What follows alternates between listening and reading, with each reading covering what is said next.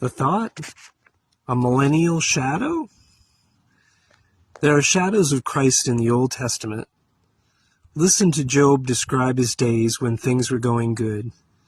His actions reflect the heart of God, and maybe gives us a shadow of Jesus' ruling in the coming millennial kingdom.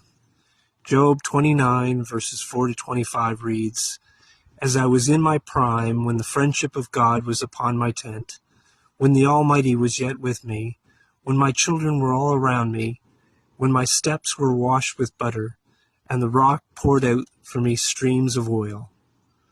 When I went out to the gate of the city, when I prepared my seat in the square, the young men saw me and withdrew, and the aged rose and stood. The princes refrained from talking and laid their hand on their mouth. The voice of the nobles was hushed, and their tongue stuck to the roof of their mouth. When the ear heard, it called me blessed, and when the eye saw it approved, because I delivered the poor who cried for help, and the fatherless who had none to help him. The blessing of him who was about to perish came upon me, and I caused the widow's heart to sing for joy. I put on righteousness, and it clothed me. My justice was like a robe and a turban. I was eyes to the blind and feet to the lame.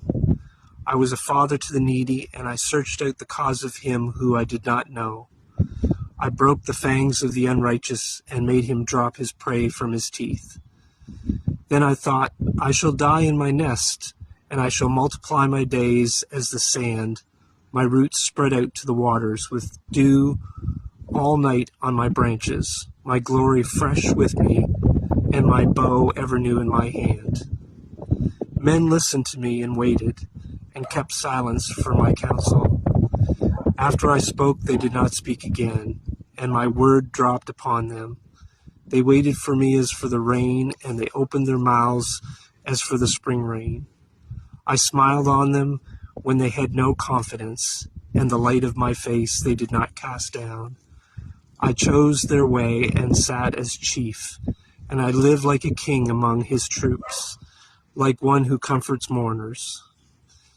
You see, in Job's remembering, there's care for the fatherless, the widow, a father to the needy, granting justice, being eyes to the blind and feet to the lame, and one who comforts the mourners. You see, that sounds a lot like Jesus to me. What do you think?